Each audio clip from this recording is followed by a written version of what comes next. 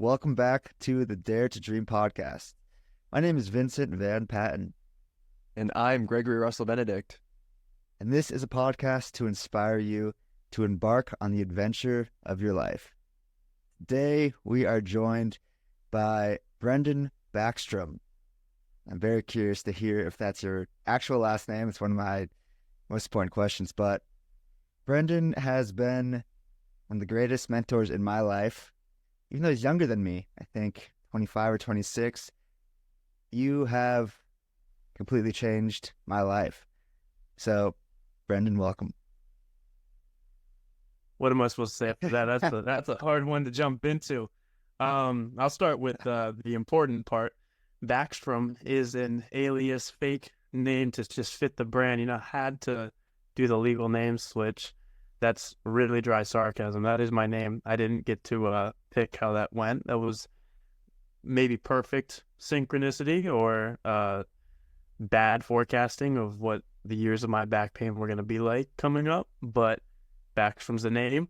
Vinny is an amazing guy. I've got to just even experience a little bit as more of a coach role for him, and just seeing the sort of insight and inspiration he's given to everyone he's come in contact with in my coaching group. It's like, this guy has a podcast, makes sense. Oh, he's a writer, makes sense. He's got this guy, Greg, who's like a stud working with him to do it all, makes sense. So for me to be a part of this is really what I live for outside of fitness. I love the sort of stuff that you do. So it's just cool to be here. I'm excited talking about whatever. So thanks for having me, man. Absolutely. Thank you for joining us. And yeah, just a little background. So I usually talk about at some point, during each episode of podcast, my back comes up, one way or another, just because it's been the greatest teacher in my life. Greatest challenge, greatest teacher. It's hard to not bring it up, with some lesson involved. But today we're going to be talking all about the back, all about the journey that we have both been on, different stages. But yeah, it's going to be about pain and healing and fear, growth, and it's exciting. So just kind of kick it off. I was thinking about just how to, introduce you, like what to call you, because it's not, you're a coach, but like you kind of say, you're just like a kid with a dream who got fucked up and had to heal. And that has literally been like your destiny. So like, yeah, how would you describe, what you do? Sure. In the least fake, deep, arrogant way. The toughest question, like an icebreaker in a room, is what's your name? What do you do? Or what are you?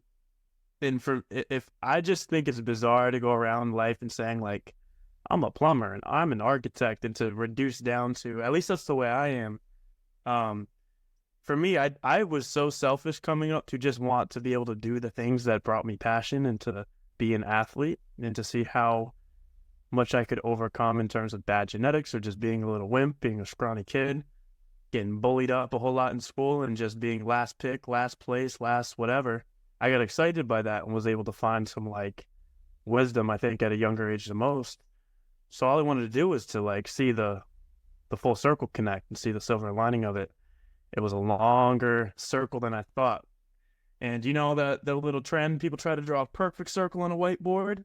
Life's perfect circle is really hard to keep it straight. You don't know how squiggly that circle is. And man, I haven't connected it yet.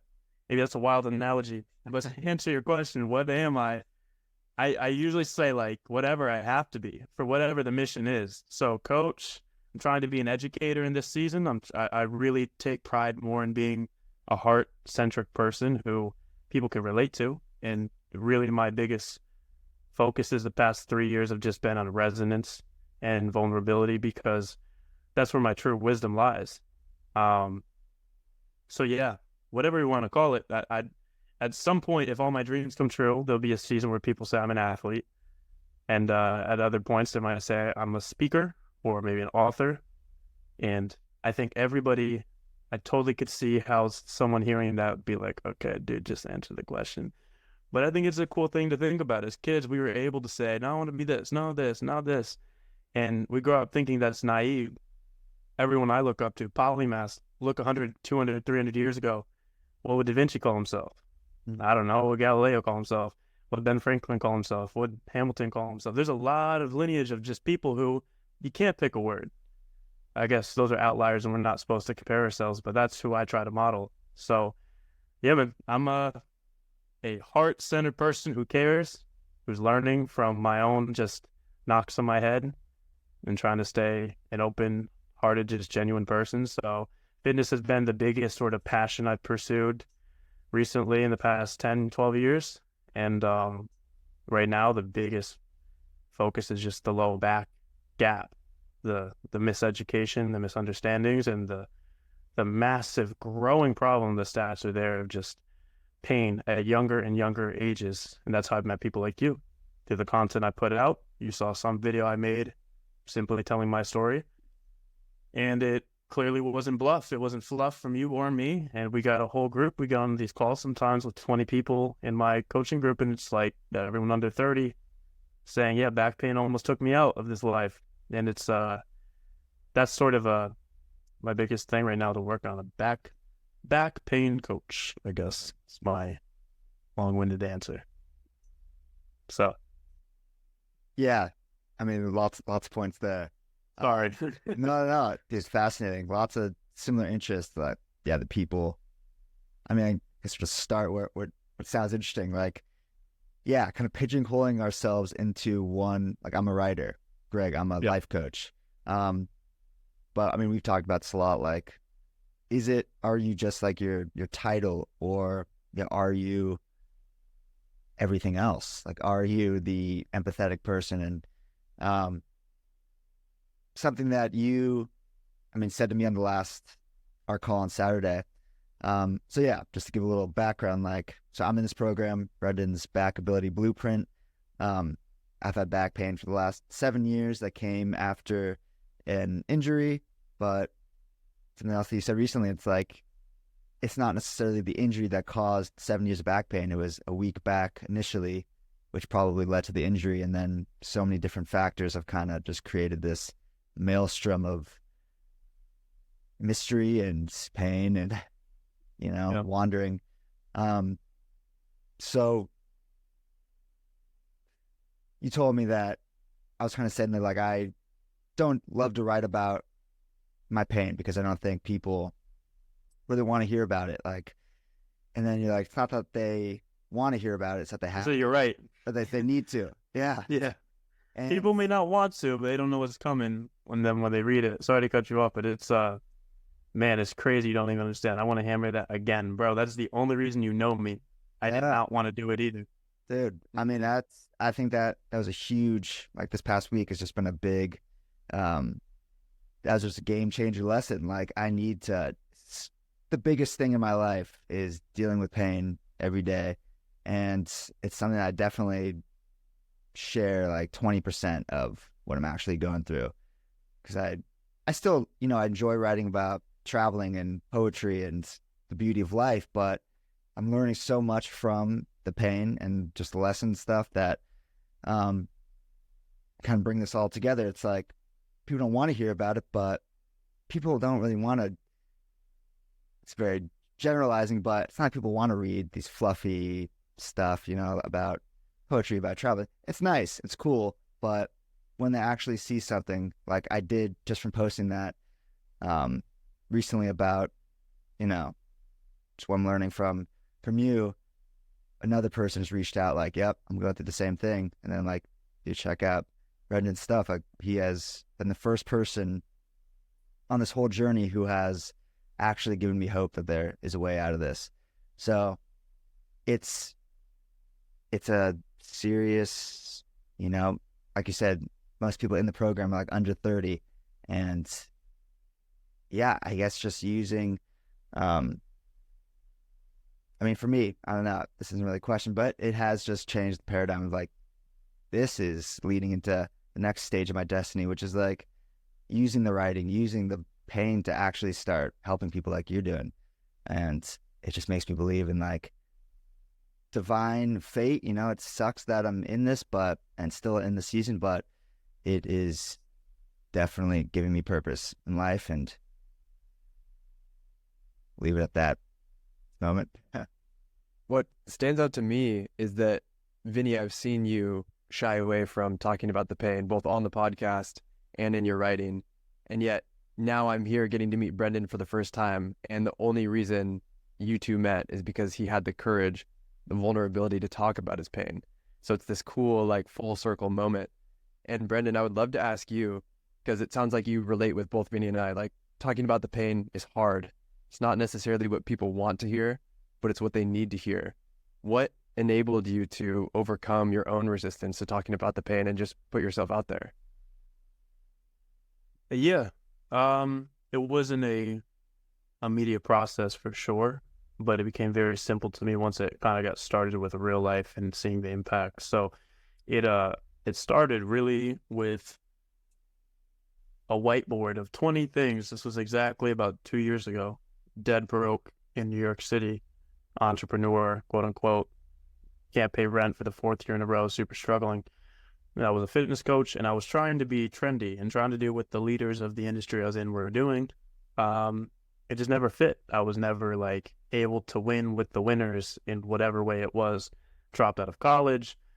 Wasn't really impressed by the sports medicine field, the information there. I was still injured with the experts rubbing elbows at conferences. And so all that feeds into basically this pivotal point where I remember there was 10 things. I did an exercise with my friend. What are all the things we're passionate about right now, no matter how widely different they may be, music to fitness to whatever, videography. And then I said, we got to circle 3 and be okay to put the other 7 on the shelf for a small amount of time. And then within the 3, pick one that like you're not going to turn your brain off to and burden yourself with the awareness of the problem in that realm. So I remember circling like the only good things in my life at the time were the fact that I finally got myself out of pain, which, I mean, Vinny could explain. If that were all that happened next week, I think you would have gratitude for the next 30 years. It's not a small thing. Had a breakup at that time, super broke. Like I said, this whole I'm a failure in life, whatever it seemed like. But I was out of pain for the first time in 8 years. And I remember how weird it was. Of all the skills of videography I was learning, the content I was still trying to do, I'd already done thousands of posts and I had 1,000 followers still, barely. And I was like, I could just talk about my like injuries, I guess, and this new style of training.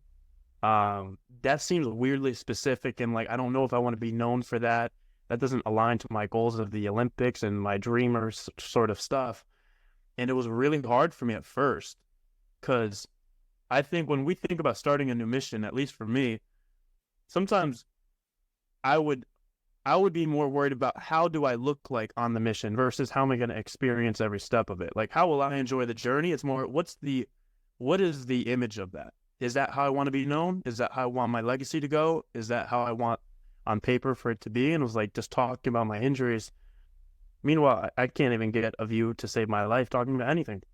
So I started with just one piece of content about injuries and just being vulnerable, and it did decent. And then I remember about 4 weeks later, finding a little bit of a groove with that, I made the first piece of content where I totally talked about my back journey and being 21, having to call out of work because I couldn't walk for 2 weeks. And it felt silly because I'm like, no one's going to believe me. I've never heard of someone my age with serious back pain. I haven't. The doctors I went to kind of gaslit me on that experience too, and like, you don't have back pain, you're too young. And where it all changed for me, how I got over the resistance. All the way up to this point, I wasn't sure, and I had all these ideas in my head that were just based on theory. And when I made that post, I woke up the next day, and for me, it went super viral. It got like 40,000 views, which at the time was huge for me. And I had 16 DMs. And there were paragraphs. And I spent the entire day talking to majority of people under the age of 30, hearing my story a bunch of times from other people. And at that point, there was no more decision to be made. The weight was now on me. And the weight was either going to be considered a burden of knowledge or a blessing of the opportunity. But I could not go back to thinking that is not needed out in the world. So that list of 10 things, I wanted to do videography, I really wanted to make speed content, or I could do this or that. It just became just a simple, non-bipartisan, whatever way you want to describe it. It was clear. There's no way around it. This is what I'm supposed to do. And if I don't do it, I'm going to feel some bit of guilt and burden. So once I reframed it to it's not a burden, this is an opportunity, my soul will never let me off the hook for not doing what I'm supposed to do. And I like the fact that my moral compass is aggressively accountable. And then I just submitted to it. And then it got easier as I went. Vulnerability became my strength. And even now I try to push the envelope and talk about things non-fitness that I struggled with. And I could tell you, you do it a few times, you're afraid of your friends to find out, you're afraid of maybe strangers to say stuff. Eventually you realize like the jig is up, no one can hurt you. Like nothing you share out there is actually going to come back. Anything you have cannot be taken from you if it's real. Like there's no amount of sharing that's going to change that. So for me, the toughest part was the first few steps because I was over analytical.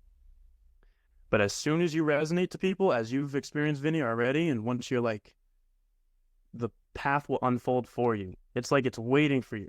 Maybe I over-romanticize it, but when you fall into what you feel like maybe is your calling, it just becomes more and more carved just for you, and it feels like divine timing or something. So yeah, I had no clue how I fell into it. And then by the time I realized I knew too much and I was in it, and I was like, okay, I'm just going to accept this. And it's been more rewarding than any other goal I had before. So it's cool. That's an understatement, but it's cool. Yeah, it's interesting with your thing and with writing. And it's like the more specific, we think that we have to be broad, like with creating content, just anything to appeal to the most amount of people. But the more specific you are with what you're going through and experiencing, that's what really resonates with like the most amount of people.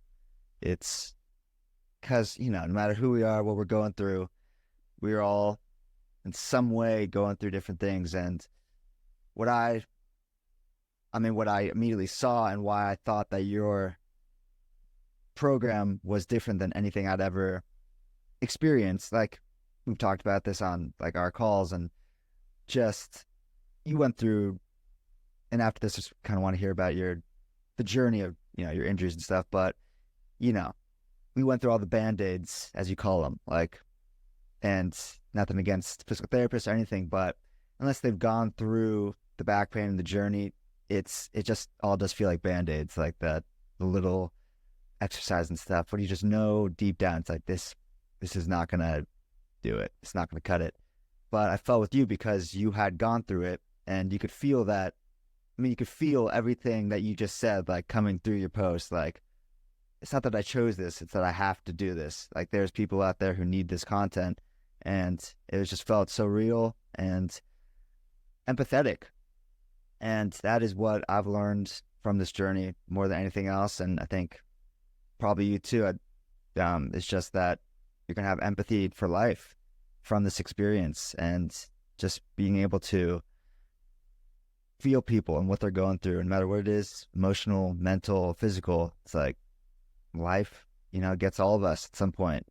And yeah, it's once you go through the pain, you're calling it like, once you're a warrior of pain, you kind of treat life with a light touch because like how badly it can hurt. And I was thinking about this, and it's like, I don't want to cause other people pain because I know how it feels to hurt, and I just want to make the world better. If I'm going to be hurting during the season, might as well do everything I can to make the world a little lighter. So it's just an interesting world we live in and situation that we've fallen into. But yeah, could you just explain like your, from, I'll let you do it, but just your injuries and kind of your upbringing a bit, because if you're comfortable sharing, like I don't really know too well either. So just like, where you come from and injuries and what your dreams were as a kid and how it all changed and so forth. Man. From 1997, how many layers deep in this onion do we want to crack into? I guess just as I'll let you, whatever you want. Love it. Yeah, whatever you're feeling. So yeah, you said earlier I'm a little bit younger than you, 26. Um,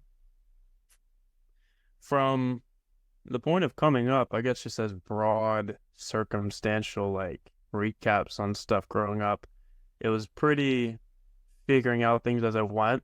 I'm born in a little hectic family, I had 5 siblings, and it was a very fend for yourself single mom, and she was working a lot, and I just helped raise my siblings. And so that fed into sort of like falling into sports and then what sports meant to me. I think everything meant more to me than it was supposed to because it was always compensating. Everything in my life, sometimes I see myself trying to acquire the whole world, wanting to be super successful. And I'm like, yeah, this is 11-year-old Brendan at work trying to be worth attention or something. And I see it how it played out through all of my childhood. I was always an extremist and obsessive person about competition, about trying to finally win. And the irony was I came up being very naturally bad at most things. And I think it was the greatest gift because my stubbornness of like, there's no other choice. Like I said, it was literally just me and my siblings, and all I had was to raise my little sisters. And then, like, in poverty, I was super, super scarce with a lot of things, with a lot of family friends. I got to stay with a lot of different cultures of people, and just maybe a non-traditional upbringing led me to like a lot of empathy and broke me past, I think, a lot of the fear and bias. Definitely not perfect, but a lot of the human conditions we like, the separation with other people and how maybe the empathetic touch. I don't know. Maybe it's the perfect mix of pain plus like figuring things out more on your own versus just social heredity. Like a lot of people just repeat the beliefs of their upbringing, and maybe that's good, maybe it's not. I don't know, but it's definitely a rare thing to truly organically form your beliefs of what's possible for you, of your connection to this world, of what you're supposed to believe in beyond the world, or whatever it is.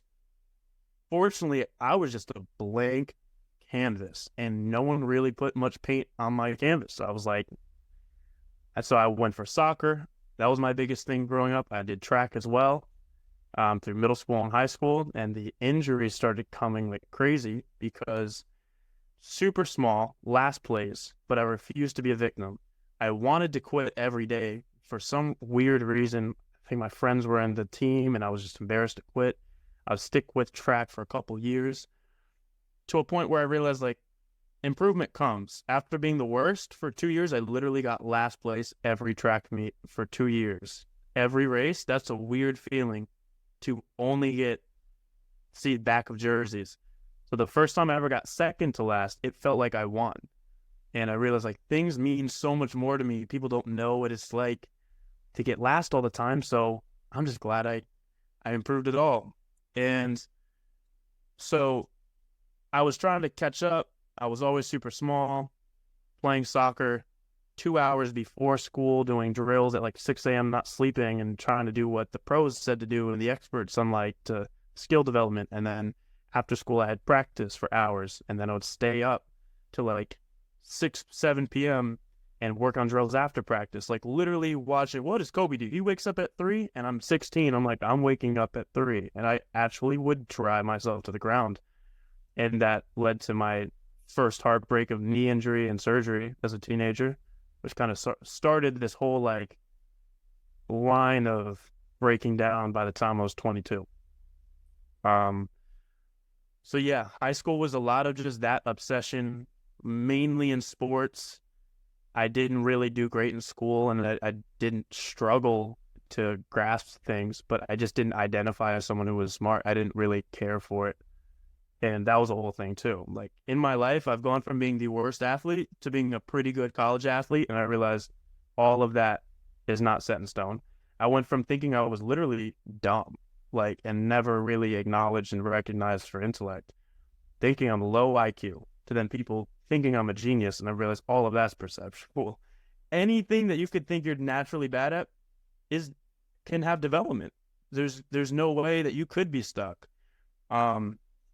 So that's great in theory, but getting to live it in real life, I just saw the veil get lifted at a young age with so much.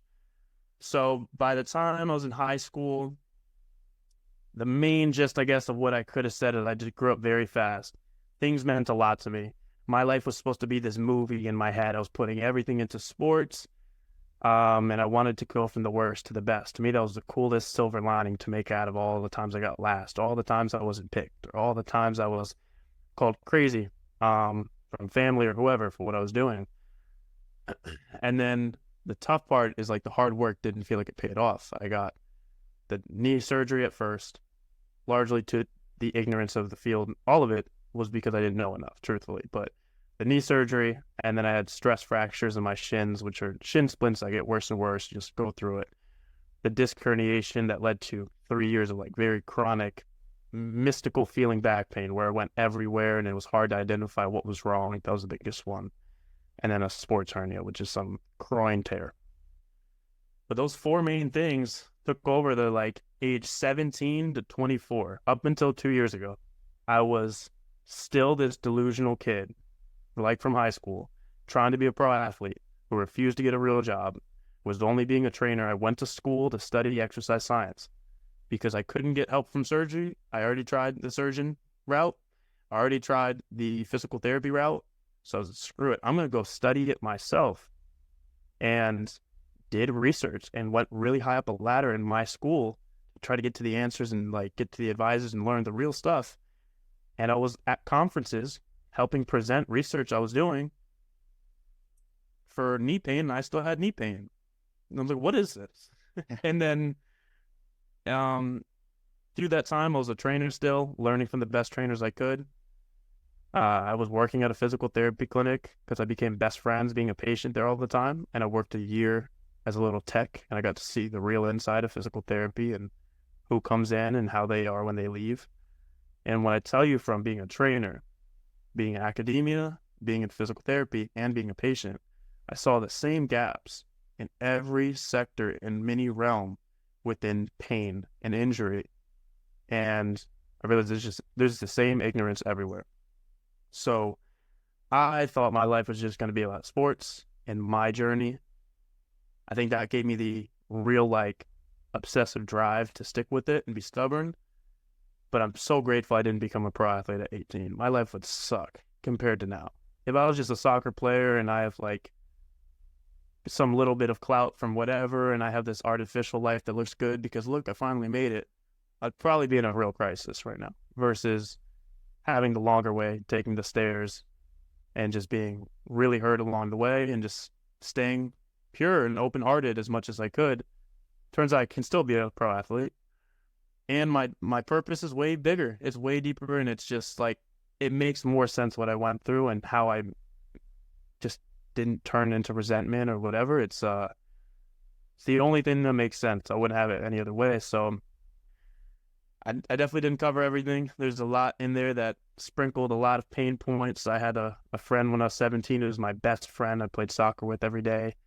He had cardiac arrest, and he was in a coma and basically went brain dead since then. And we were like, we're going to play pro together.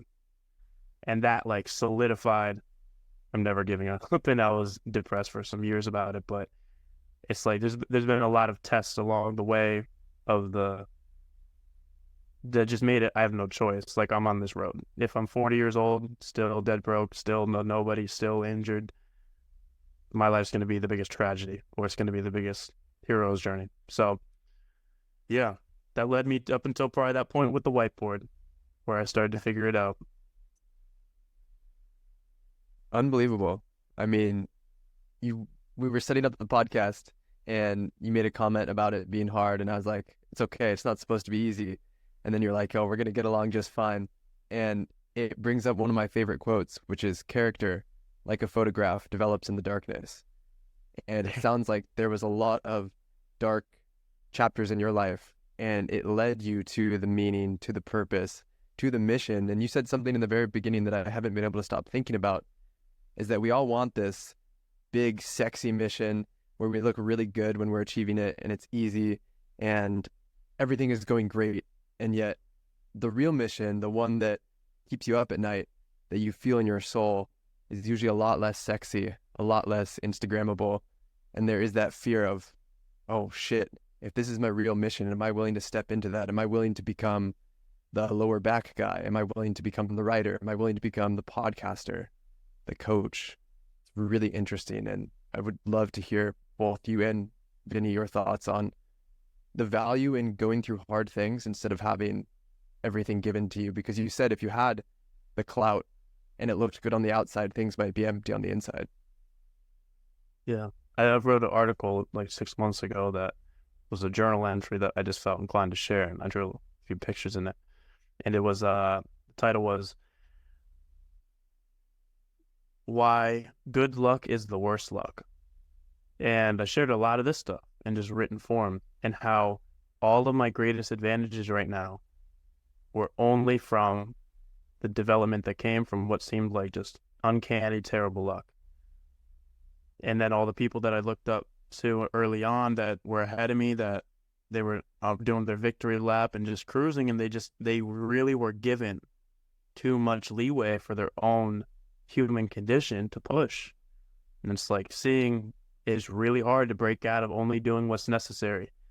And so if I asked for the greatest story ever told when I was a kid, I just cannot be surprised when it was like, okay, well, here is an absurdly, weirdly rare amount of just hardship back to back to back to back to back on many different layers of pain, of physical, of relationship, of family, of being homeless, of whatever. And it's like, it all kind of just fit and made sense, because in my head, I never let it turn into a victim story. It was like, I'm going to have so many books to write if I stay alive in this thing, like for sure. I'm going to have so many, and right now I don't believe it's just what you go through. I don't think you have to have, it's not a competition of hardship, because compare me to just the most average life in a third world country.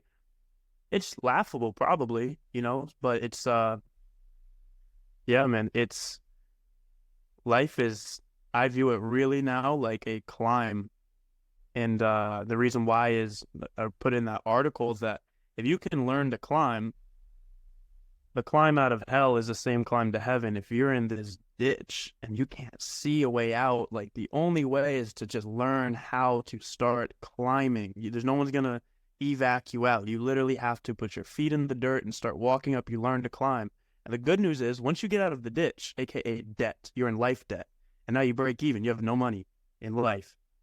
You know how to climb. So the climb out of negative 100 to 0 is the same climb from 0 to 100. And that sounds like a cute saying, but I promise it played out. Me going from poverty to managing money is the same reason I got to here to running businesses.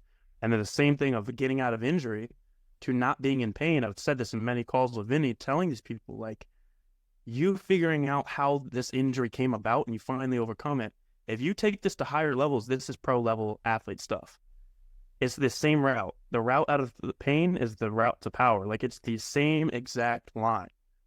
So if you were given the life that never forced you to climb, it's like, that's a tragedy, in my opinion. So yeah, I'll stop it there. But it's good luck to have bad luck, and dosages you can survive and handle.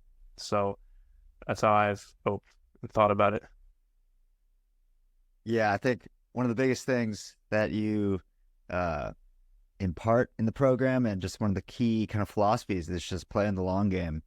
And I think in life, and I'm sure, I mean, it's interesting because, yeah, you've obviously overcome this and you're on the other side further back. I have no idea how everything else is going, but from my perspective, you've done it, and I'm still in it. So it is a lot of things you're saying. It's like, yeah, I mean, it gives me so much hope, because I have full faith that, like, this is all part of the process, and exactly like you've said, it's 100% making me, who I'm meant to be. But it's not going to be an overnight thing. Like, when you're actually in the trenches, it is hard to see, like, how the fuck am I going to get out of this? But it's literally just saying, I'm just going to do it one more day. Like, one more day, I can handle it today. Focus on tomorrow when tomorrow comes. But it's taking a bird's eye view, just like, this will pass, like all things. And if I could just, I'm going to read just one of your recent posts in our group. that really hit hard. If you could handle the pain with faith in the long game, you end up with empathy and wisdom. If you let pain build up with hate, you end up with resentment. Don't let this life turn you cold, no matter the battles that come, whether back pain or all the rest. Everything works out with time if you keep building you. And I mean, I wrote it on my whiteboard, on my fridge, in my room. Like, that is the greatest lesson that I've learned in the last 7 years, and greatest lesson of my 20s, and probably of my life, because this is so formative.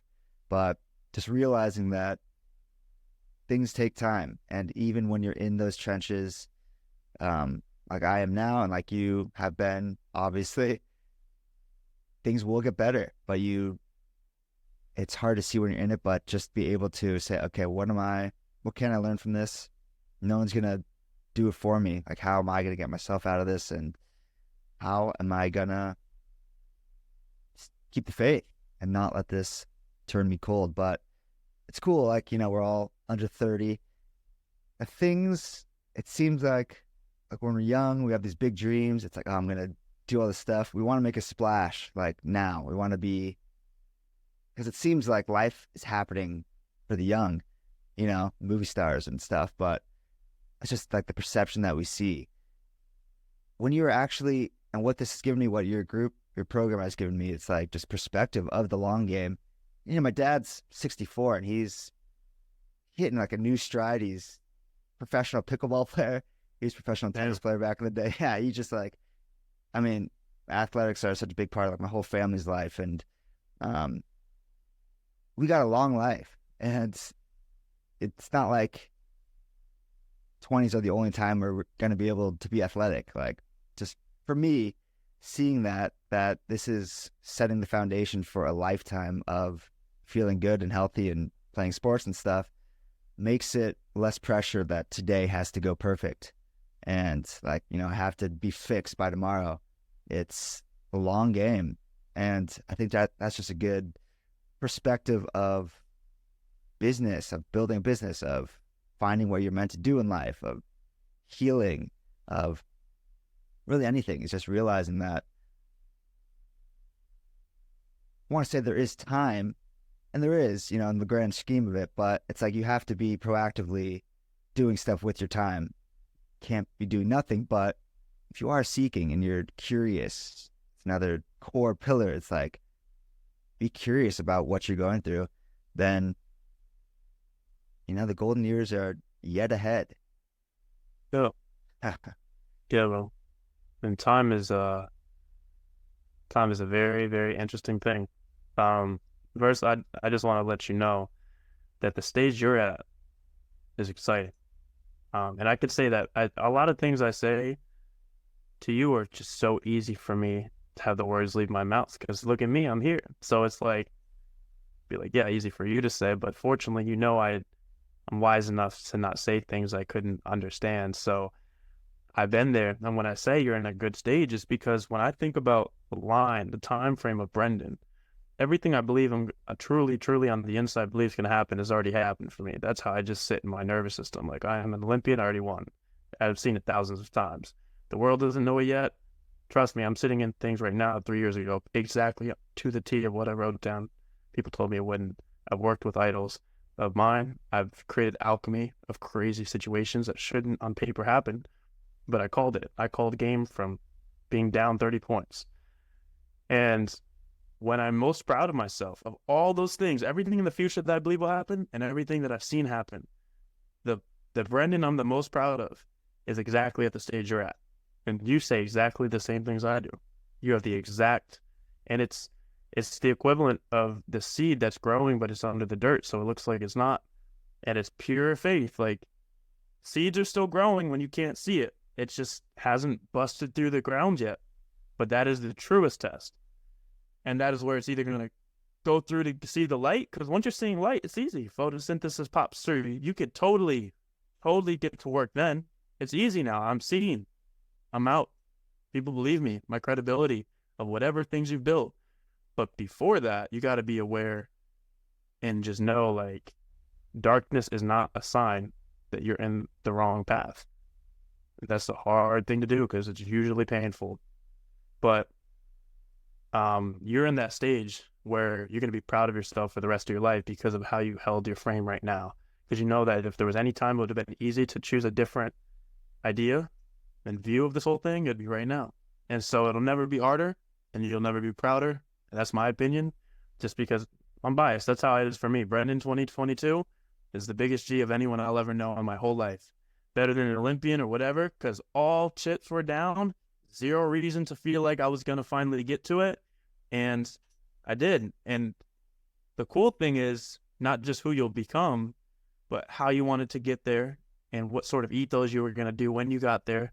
That's all formed in concrete right now. Because if you, maybe it worked, maybe it doesn't, you get there and you're like, well, you didn't really plan what sort of person you're going to be without back pain. But now you're sitting in empathy already. You're sitting in connection. The second you're out of back pain, you're not just going to go hop on jet skis and be like, life is lit, I'm good. You're going to get to work. You're going to be like, all right, God or whatever gave it to me. Now I'm burden or blessing. Here I come. I'm powerful. I have to see it through. And it's only because of the work you're doing now. So easy for me to say, you're in the best moment of your life, Vinny. Enjoy that pain. But it's what only thing I got going for me is that remembrance. So.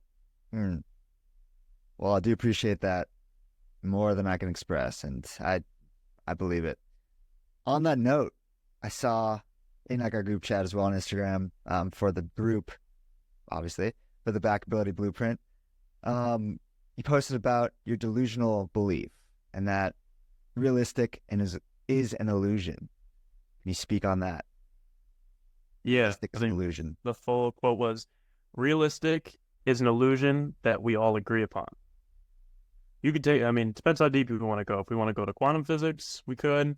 If we want to go to the real life, how things play out and odds in life. Like I said, I've called game from deep really early and things look lucky in alchemy, but how could you get lucky if you knew it was going to happen? And you said it many times before. It's like you're aware before it happens. This stuff can be seen maybe in the spiritual lens. It could be seen maybe in a probability lens. I don't really care which way we cut it, but realistic doesn't make sense. The odds of us being born are 1 in 8 billion of like you being you. I've heard Gary Vee say that one a whole lot. Just say like, you're lucky. You're not unlucky. Being alive is 1 in trillions. But even deeper, like, I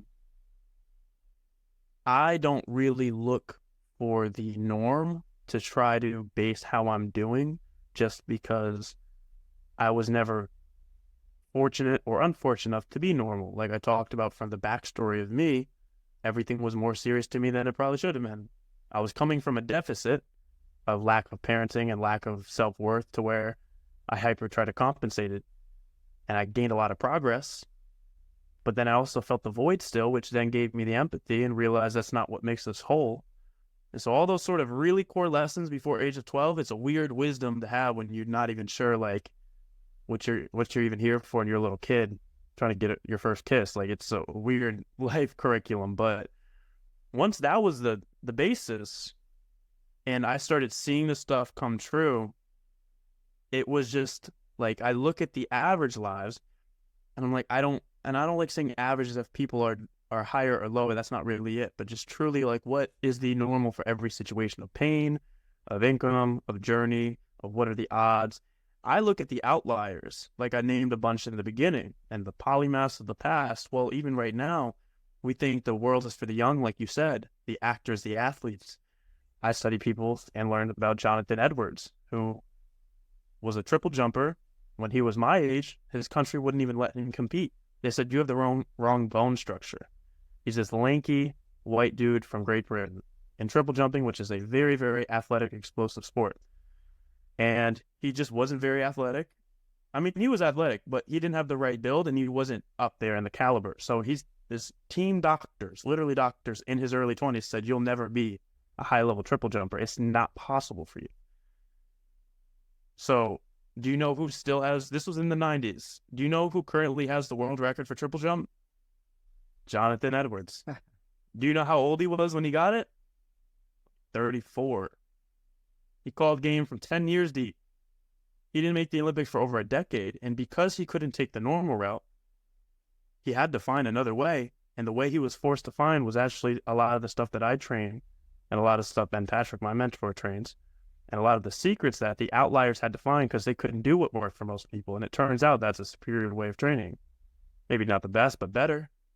And so he had to train the same monotonous things, a lot of the stuff that we even do, for 10 plus years, more focused than most people could be. So unrealistic. So unrealistic. What are the odds of becoming an Olympian with that? 1 in a million. This is something that I've sat with, I said at some point last week, was like, if the odds are 1 in a million, how do I counteract that? I try to live the path that only 1 in a million people would. And I have to be, and it's not just like grind ice bath at 3 o'clock or whatever, because it's not necessarily it. But if I can have unwavering faith to intuition and being a student in all ways, playing the long game, paying attention to the parallels and the principles of everything life has taught you, from why did you mess up in school, or maybe why did you fail in that relationship, or whatever it was, your issues with your parents, there's some takeaway there that you learned the truth. And it's my opinion that truth is true everywhere. We may not be able to articulate it with language or be able to see it.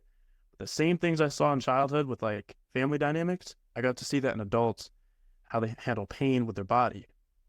And you could just walk through the earth like calmer about, if you feel your gut leading you towards something, probability and odds of what the world says doesn't have to be the predominant compass for you. It doesn't have to determine what is really going to happen or not. You have to be willing to be delusional in a world that's honestly pretty sick. The world has a pretty high fever right now. And I think it's a great place to be. I enjoy it. It's a very connected place when you find like-minded individuals. But what does it really mean to be logical in a world that has things that could be figured out better? So realistic is just like cope to me. People feeling, oh, I'm on the path. I'm where I should be. It's like, says who? Okay, says most people. And then think about it. Who's most people? How are they feeling? And then you realize it's a collective illusion where everyone thinks something because they think other people think it. And then like everyone's just, you're in a room where no one actually has organic thoughts. They're all trying to make sure they look like the other people, and no one actually started their own shit. So it's talking in wild circles, riddles and stuff. But it's, like I said, it's not realistic talk. But I could tell you the list of goals that I have in my notebook, I didn't understand this stuff. And you don't even have to fully understand, I guess, the laws of whatever, faith, religion, God, universe, your life purpose, whatever. You don't have to understand it all to see it at work. And then to start to like really stay true to whether it's your intuition, your purpose, your path. Just don't waste the lessons. And like, that's the toughest thing, I guess. So realistic, I don't know what that, I'm sure we can pull up the Webster definition, and if we'd be really interested in what realistic is like. You know, they'd probably say the most likely thing to happen. But what is most likely based on? All the past events. Well, what was that based on? Chance. So everything was just happened to be, and then it happened to be enough time. So we're like, that's fact. And that's how we have people saying back pain you can't cure because it happens to be 80% of people that have back pain at age 40 don't get out of it when they're 50. So that must mean the fact. And it's like, or we just suck at what we do and we can get a lot better. Right. You know, so whatever it is, sports, your purpose, your goals, breaking the odds of family generations, of whatever it is, bro. I don't know. Sorry for not being concise, or maybe it's perfect fuel for the podcast. I don't know, but It's great. passionate about this stuff. You're in good company here with the long, wandering answers, because that's what we love to do. And I mean, Vinny and I all the time talk about unrealistic versus realistic and having faith and staying the course. The piece that I'm still a little unsure of, and maybe it's innate, maybe it's learned, but the confidence, like that self-belief, because Vinny and I have our PhD in questioning everything. Things will be going good, and then all of a sudden we'll be like, wait, what are we doing? Is this the right thing? Should we do something else? So for you, or maybe even for someone listening, how would you recommend they go about building that self-belief? Just run run that simulation out further. So most fears, I feel like most fears you don't really actually think about what would that really be like, and then what. So if you're running this podcast and you're finding good progress, you're on episode 152. You're in the 0.1% of producers of podcasts. You're like, there's no way we could fail if we keep going. Just odds are we're literally climbing so much. We're going to be the world's best climbers. It doesn't matter. And it's like you crack the code on Monday. But the thing about being human is the emotions will sway enough on by Wednesday where it's like, what are we doing? We gotta revamp something, do a whole new, get on Snapchat. They have shows on Snapchat. We should do a new thing, and like you just start about to jump ship. But if you think about the fear or the confidence of what if I'm wrong, it's like just play out. Okay, what if I am wrong? What if I don't make the Olympics? And I gave the next 10 years of my life to trying to, and I did it in this, and then like, okay, that really sucks. Okay, but like, what would that actually look like? What happened the past 10 years? Well, I spent the past 10 years trying my best to do something crazy and inspiring other people along the way and showing the content of it. And then also, I probably am the fastest human I could ever be, which is going to be super fun compared to now anyways. So if it doesn't work out, I'm extremely athletic. I quite didn't make the Olympics. Maybe I didn't even want to, just like I didn't want to be a pro soccer player anymore now. And I fell into something that has to be better.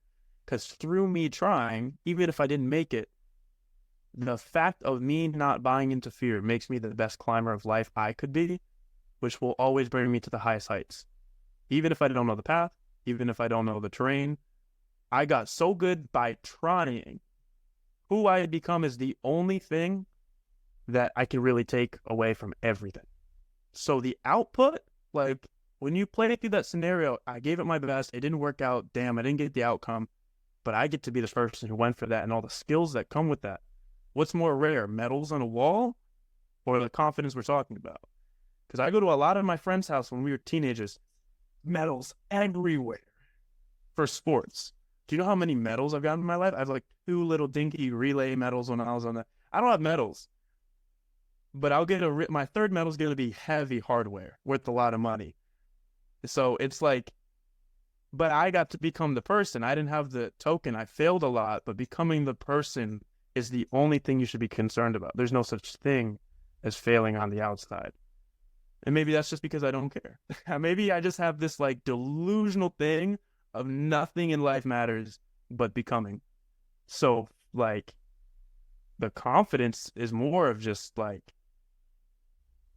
delusion. I don't know.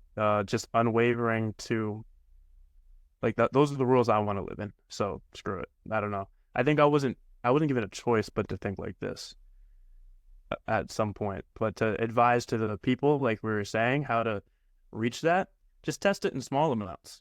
Like how I've reached the Olympics and any other goal I had was one day I just thought, what if? I used to be in my Instagram bio living out my what if story. I would just think, what if I did that? How crazy would that be? And I would just play with that thought.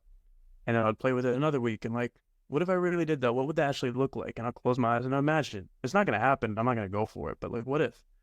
And then eventually I thought like, what would that have to look like if I did that? And then over a month, 2 months, it went from what if to like, oh, I think I have to do that. And then a year later, I already did it. Now I'm like going around telling people and they're like, yeah, whatever, dude. But I've done that with like 4 or 5 different goals. And it's scary how things have worked. So you could try it with small things that people's discretion, wherever their threshold is currently at, think of something that's scary. What if I went on Instagram Live and like sang? I don't know. But pick it. The biggest, I don't think the devil's in the detail. I think the devil's in the distraction. So the only thing that will get you off the hook is if you don't hold that attention to that thought, you let yourself get distracted. And then that's where you may not follow through with trying those new things. But the confidence comes. If you see this stuff happen once in your life, it's hard to go back to knowing it doesn't exist. So once Vinny's back is fully good, he's over the hill, every time his pen is his sword, no matter what he's writing about, no matter what you guys are talking about, he is certain in what he's saying. Even if he doesn't know the facts yet, it's not even what it's about. Like the confidence that comes, things happen for a reason. You can make the most of it. You write the story. For life, you were gifted that confidence just by sticking it through. So start small, pick something you care about, Damn, I'm really sitting with nothing in life matters but becoming. And it appears I'm going to be quote guy today because another one of my favorite quotes is Seneca. You probably are familiar with this, Brendan. Where you arrive matters not so much as the type of person you are when you arrive there. So it's the person you become along the way. And like you said, with the Olympics or another goal, you might get to the point in 10 years where that's not even what you want anymore, but you're really good at climbing and you've become the person you were meant to be. And that opens a new door. And man, so inspiring. I'm so grateful to be on this podcast. I'm so glad Vinny told me I should join in this conversation. This is just firing me up. I'm sorry for holding the mic so aggressively hard. I'm excited. You guys have the perfect quotes to plug in, and everything I'm saying is reached with good context. Like, you guys understand this because you're living it too. I don't think I'm any more, hip to this stuff and that like wise to it really at all. So this is cool for me to be here. So sick. I think because, as I put out content just about back pain and having people reach out and say, like, I'm going through the same stuff, there could be listeners who are actually going through this too. And they're like, so like, what is it? What's the journey? So maybe just touch on or do a full explanation of what are the misconceptions with back pain and being young and having back pain, and how is your approach different and how did you come to it? Yeah. Maybe I'll try to go from the biggest grossly misunderstood parts to maybe the more details. So some of the biggest misunderstandings about the low back. It's tough to pick a number one, but I'd probably say that it's something to preserve, not something to build. If you think about your time at PE or grade school, running around, gym class, just even sports teams, etc. Even to the most bare little boot camp for kids, they're having them run, they're having them do sit-ups, the front of their core, they're having them maybe do squats or lunges, maybe, or running for the legs, they're having them do push-ups, maybe pull-ups. I've never seen a place ever in my life. Please, someone send me a video of some little Japanese kids in class doing back extensions. It just doesn't. Yeah, please find it. Somebody, because it's one of the most massively skipped part of the bodies more than anything. When we just completely glaze over, we hit the legs, upper legs, the front of the abs, spine. No, don't touch that. Protect that. And then the upper back and the chest and arms. And that follows, it gets worse as you get deeper, like more intense into lifting and gym culture and then sports training and then anywhere. So that leads to just straight degradation. Anything you don't use, you lose. That has sprung so true in so many things in life, from cognitive function to you could even immune system stuff. Every level of your biology needs some form of use and some form of like proliferation that can only come through using it, and especially tissue, bone, ligament, disc, tendons, muscles. Everything in your back is adaptable. Every single thing that can break can build.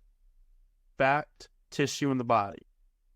The second thing that is probably one of the biggest misnomers is that back pain is an age problem, which partially, right, the correlation is there. There's a step in between. This is kind of feeding into, I said something about time is interesting before, which we could talk about what youth means because of time and novelty, and time just goes at a different rate when you get older, etc. But if we just think about even what age is just living with the passing of time in between.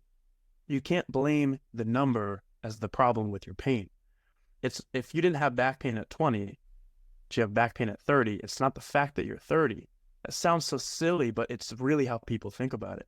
It's about what you did not do in the very slow spectrum of breakdown that happened from the time you were 21 to 23, 24, 25 to 30. All this stuff happens very gradually. As you've learned in my program and all the things I've been preaching over and over and over, long game, it's going to heal very slowly on the same. The blessing of life is that healing usually happens faster than decay. For whatever reason. Maybe we just have this extra advantage and we're just gifted. But it's not about age. And you know how I became aware of this? 21 years old, back in the doctors again, third time. Hey, doc, the rest didn't work. Took the painkillers. Now I'm a drug addict on the low, taking hydrocodone, dealing with my emotional pain now with drugs. Like, okay, this didn't work. Now what? Well, we could do surgery. Okay, I'm an intelligent guy who asks questions way too much. What's the surgery specifically going to do? Or we're going to cut this piece out and try to get rid of it. Cleanup. What's a cleanup? What are you cleaning up? Because what's dirty? What does that mean? Help me out. This isn't a bathroom we're cleaning. Okay, so we're going to take out pieces of ligament next to my bone, dissect it. Okay, we're going to do this. Do I need those pieces you're taking out? I mean, yeah, but no, you don't. It'll be fine without. If you strengthen enough and learn not to round your back enough and just learn properly to brace, all the things that didn't work the first time, we're just going to take out parts of the pain and then hope that you're going to be good later. So maybe this is the third point, that surgery can fix problems that were not immediate, acute car accident type of stuff. If anything came on slowly, the surgery may be needed for whatever reason at the point you're at, but the real healing starts once you're out of surgery anyways, which is going to be fixing the original problem you had. So fortunately with my knee surgery, I got to learn early with a less consequential part of my body. I had really bad tears in my tendon. And I had tendonitis. I got the knee surgery. It took me 8 months to recover from it. The injury of surgery, because surgery is an injury. And once I was finally got my range of motion back, got the scar healed, I got everything back, I still had the original issue I left off with. But it just took me 8 months to get back to exactly where I left off. But now I have like permanent numbness in my knee now because of the surgery. So, you know, all these things may catch people or not. With the age stuff, it's just, I want you to take away that you're not doomed for back pain. You're not doomed for pain anywhere and in your body, tissue-wise, at any point in your life. I've literally seen 85-year-olds get back to doing sports after not being able to walk. Like, and joint pain, bone on bone. They have all the diagnoses that you would fear, and they've overcome stuff. It's examples out there. There's Jonathan Edwards out there. They're not normal, but the fact it can happen, they are human as you are. If you can get a cut on your hand and it heals, that means you can still heal. That healing is a little different than the inside, but it's not that different. It's immune. It's literally responsive inflammation, a proliferation of tissue. The skin will heal faster than muscle. Muscle will heal faster than bone and disc, but it all can be done. So if you're old, you're not doomed for back pain. If you're young, that doesn't mean you're safe from back pain at all, because it's not about age. It's about ability. What are you able to do? So we can't skip it. Number 1. 2, it's not about age. It's ability or loss of it. 3, surgery can only fix surgery problems. Like surgery solutions can only deal with the slight isolated. You have a bullet in your spine that shouldn't be in there. We're going to take that out. Okay, well, that makes sense. Or you have a massive nerve block and this crazy herniation that maybe in 35 years could calm down, but you're going to want to do something about that. Okay, but you still have to build. And the fourth thing I'll just say is, like, just in terms of the whole body, fear and avoidance only gets you better at being afraid and being vulnerable. The joints, just like the mind, the body and mind are really very similar in how they handle things. Mental health is very reflective of physical health, how things heal slowly over time. You have to face it. Graded exposure is a term physical therapy uses and counseling therapy uses. And it's just facing things that you can manage at a level that won't kill you. You become a better climber. So, yeah, back pain is just, for the physical side, the most emotional, the most widespread form of pain. So it gets convoluted the most, but it's not more complicated. There's a spine has dozens of joints and bones and stuff. So it's not fix one thing. It's likely you got to fix a lot of tissues just to fix your back. But still,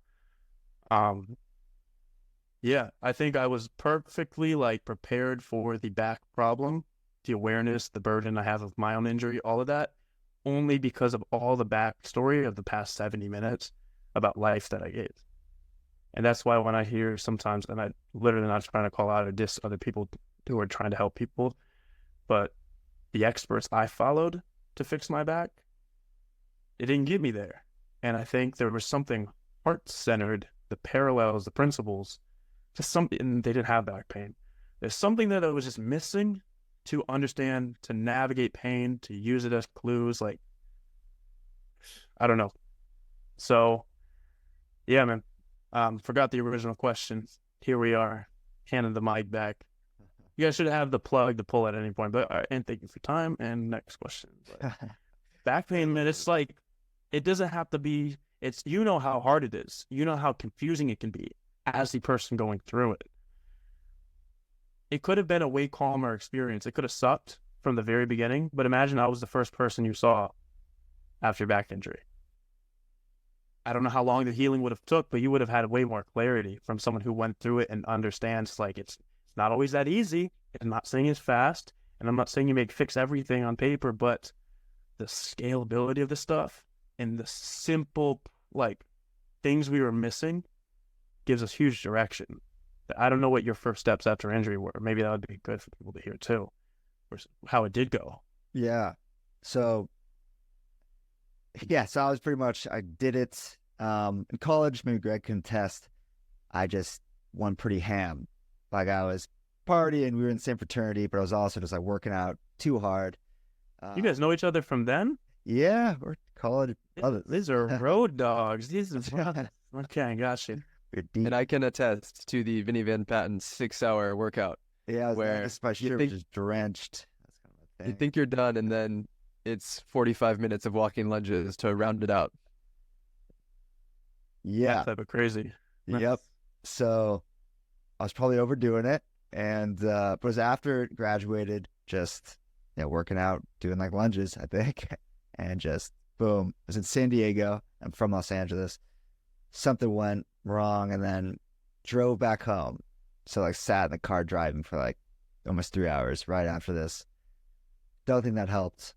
I don't remember the initial, like, just the first like year what I really did. But I know I went through definitely different physical therapists who did all the band-aid stuff of bird dogs and tapping the wall and just tell me that I'm really tight and too young for this. I did the whole Rolf method, which is like deep tissue physical therapy, did like the whole full body thing there. Just over the years, tried different things. Chiropractor, like best chiropractor in Los Angeles, like one of the best in the world, like just was going for it. He's literally put his hands up like, I can't fix this. I don't know what's wrong with you. But it's good to point out, just like quick, really short, like this stuff can have some value. It can help some. But remember what we were saying of all the precursor causes. We skipped it. It's not age. It didn't just happen to you. We don't train the tissue. It's going to break down. It's unfair to ask any of these methods to work. Right. They're symptom chasing. They're trying to work on that. And they're not getting out the reason of the fire. They're dealing with smoke. And so I just want to add that. If anyone's like, I love my chiro, I was like, no, okay, they could help with some stuff, but for sure. It's a great point. Yeah, it's obviously, it's an emotional one because it's like they didn't give me any answers, but you can't expect them to, have the answers. But the hardest thing was just not knowing. I'm sure Greg, he's seen me break down on multiple occasions, just not knowing what the hell to do, like which direction to turn. That was just the most difficult thing, of the mental hurdle of, is this going to be forever? My hope, it's like, I never really stopped working out. I was always in some degree of pain, as you definitely know. You want to still be in shape. You want to look good. I still battle that now. Like, I still want to do the bench press and, all the classic gym culture stuff because I don't want to lose whatever I got. But it's like, you got to give that stuff up to just in this meantime while I'm rebuilding. And then, like you say, once I'm fully healed, I know it 100% that it's just going to be an explosion of, being in the best shape of my life. And I don't know when that's going to happen, but I'm certain I will. And, finding you was giving me just having that mental direction now of, even if I'm hurting today, I know I'm on the path out of this. And that has been the greatest gift. I think just the whole thing, the knowledge of what I learned from you, of like the neuroscience and all your firsthand empirical, experience. It has been just having, mental direction out of this, and can't thank you enough for that. So kind of wrapping things a little bit, we'd like to finish off with, what does success mean to you? This one. What does first? I appreciate what you just said. It's I think Vinny would vouch that one of the biggest things I try to instill in anyone that works with me, I do not want to be framed as the expert. Actually, the most consistent message I try to give is that you are the expert. And that's not a feel-good saying. Because anything else is a lie. Anything else is a sales pitch. And that's what I got a lot of working with professionals. With people that I have to come back for the next treatment. I have to find the next way. And no one equipped me and empowered me fully with like the knowledge that I could use for the rest of my life. Not about the exercises, the principles. How do I look at this problem so I can find my own solution? And if I teach you, Vinny, it's not about your L4, L5. It's not just about the multifidus muscle. It's not about just the disc bulge. It's about just look at what you're able to do or not. Look at your body's expression. Think of anything you can't do. You can't walk down the stairs with pain, for knee pain, or you can't bend over to try to get to your shoes. Work backwards and look at what is a scaled back version to where you can build the quality on a level that looks like a joke. It's like, okay, bend over 1 inch and try to put this much tension in your back. Think of it as watering a seed. It might take 6 months, but quality's coming back. And that's not about, the point isn't about that example. It's just a fact. If I could teach you that discernment, give you the tools of finding the solutions, you don't need me anymore. Thank God. Like, my goal isn't, how am I going to run through the Olympics if I don't help anybody get their own back fixed so I have some time to run? Like, I can't be the solution. I got to help people realize they are. And then the job is done. And then things can spread like wildfire, because you'll be a Jehovah Witness for the real truth of fitness, which is not low back ability, the Instagram. It's got to be these principles I learned, and then they'll be raving, and hopefully I get lost. I do not want to be known as a person who fixes low back, because big back industry scares me. Like, I don't want to be the one who disrupts all the money that comes in. And I'm not saying it's that big of a matrix, but I appreciate everything, the gratitude, because I have the same gratitude for mentors who gave it to me. And I just learned some stuff, doubled it, passed it down. And all I ask is you do the same. And, that's the greatest gift, is to be able to do that. So, in terms of success, I just, I want to leave empty. So the biggest shift I could say from being a kid was about all the things I'm going to acquire. So that way I could show, hey, look, I'm actually worth it after all.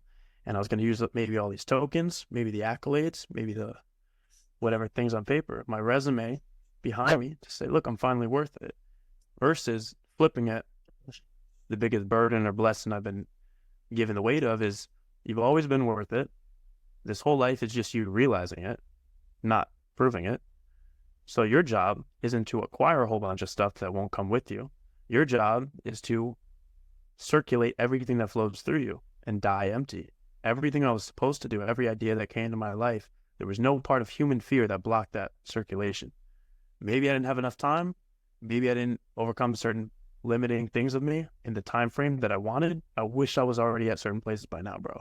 I thought I'd have 1 million followers by now. Not because I care about 1 million followers, because I do know there's some ratio of more followers for back pain to more people solved in it. And I get DMs of kids saying, yo, I was going to kill myself last week, and I saw your stuff. And it just makes me think about the kids that didn't message me, just of the sheer numbers of hundreds of thousands of followers. Maybe that's not for me to be upset about, but it's just like, I don't want my concepts, my ideas, my human shit from being a kid to get in the way of, I'm supposed to flow everything through me. Whether it was divine or this is a rock I'm on, it doesn't matter. I have been given more. I have to give more. Like, I have to do more and just die empty. Everything I was supposed to do, it's done. Everything that came to my mind is done. And you could sit in nature and see that circulation is life. Anything that sits still and stagnates dies. If you want to drink river water, you're probably good to do that. Go drink water from a pond, stagnant, you're dead. And I think a lot of my suffering cleared up when I started going, just living life on go. Got rid of the fear, full confidence, try, fail, boom, because stagnation happens. You get congested, even with ideas. And so for me, success, something I really struggle with. Like, and people around me, my girlfriend, etc., might struggle with like, hey, you don't really enjoy things enough at the time. And like, I want to go on vacation or enjoy whatever it is. It's not even about vacation. It's just like, feel proud of yourself. Today was the last day. Would you be happy? It's like, no, not at all. Because I know I should have went at a different speed or a different flow. It's not about faster. I don't want to push the brakes more. I just want to feel like I don't want to push the gas more. I just want to feel like the brakes are finally off. That I'm literally a free flower. Everything I can do, I'm just feeling good to do when I do it. And I've come a long way. Maybe it's unrealistic to try, but that's my zenith thing I work towards. I don't care if I get it or not. That gives me peace. Because I have realized about the acquiring route that my life right now, I'm living a former dream. My past self dreamed of the current life I have, and I don't feel fulfilled. So it must not be about the fact I got things. That was a blessing because it gave me the proof of these concepts and the confidence in what we can't see. So now I can more faithfully do it. But I think the jig is up for me. Like, I don't think the Olympics will make me happy. I think the fact that I was supposed to go for it and I did is the whole point, and inspire other people to do it. So yeah, success, die empty, have nothing left, gas tank on E, you know? Yes. Amen.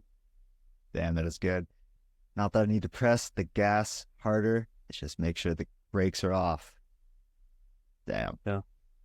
Love it. But then you know you're enough. You're fast enough. You've always been fast enough. You don't need to go fast. You don't have to do anything new to change it. And that's like every profound truth I feel like I found was just a realization or like remembering. It wasn't like every time you get to a truth about fixing your body, Vinny, I promise you probably could vouch for it. It's like, oh, that makes sense. I should have thought that. Like, it's that simple. Of course it is. And that's the thing that brings me back home to like feeling like the past makes sense. The tough things make sense. The hardship makes sense. Why I didn't get it makes sense. The solution I now have is so simple and plain to say. Well, I'm glad I have it. And like the gas thing for me, just like, you literally have everything already. What a big weight on your shoulders. But you're good. So your back is going to be great very soon. And good news, you already have everything you need. You're just going to have less discomfort sitting in that chair. True. So room for you, bro. Keep it up. Thanks, man. Keep it up. Cannot do without you. Seriously. It's been such an unreal journey of my life, you know, starting with this back pain at 21, and I'm in awe every day of going for my dreams and having this problem, challenge, difficulty that is entwined with these things that I, you know, being a writer, like that just came out of kind of nowhere. But then it's like, you know, it's my mission is being developed through this challenge. And like, you know, we've talked about the obstacle is the way, the challenge is the destiny. And that is truly it. And when you start to see that and can learn from it, even when you're in it, it's incredibly empowering. And life just becomes this delusion, beautiful delusion. And it's like, what can I do? And can't fathom things that are to come. And dude, just, yeah, again, cannot tell you how grateful I am and just how many lives you are changing, man. It's unbelievable. So stay at it. I know you will, obviously, and try to enjoy the journey as much as you can. Thank you, bro. Thank you. It only the biggest reassurance I have and like signs that I'm on the right path our convos like this, are the convos we've had in the chats and the convos we had in the calls that we do and the classes and stuff, and just the other people that you've heard. Sure, I would have always felt like this, but it just does feel good to experience it with other people. So I'm honored. I'm grateful just as much as you. I look up to you guys more than you probably know. So thanks for having me. Thanks so much, Brendan. Last question. Where can man. people go to learn more about you? They listen to this episode and they're like, oh my God, my back, I have this back pain, or they just want to learn more about you and your story. Yeah. How do they find you? I'm only on Pinterest, so you got to really clear out some storage on your phone. Re-download that one on Tumblr and Pinterest. No, I'm low back abilities on pretty much every platform, LinkedIn to Facebook to Instagram, etc. And yeah, YouTube, low back ability. Thank you for having me, guys. And if anyone wants to reach out, I do try to answer messages about whatever. Sometimes a lot or not, but I try to be, we could chat about stuff too at the back if you need help. Vinny's the expert. Ask him. It's already started. Stepping into it. Nice, bro. Nice. All right, y'all. Thank you for tuning in. We love you. See you next time. Peace.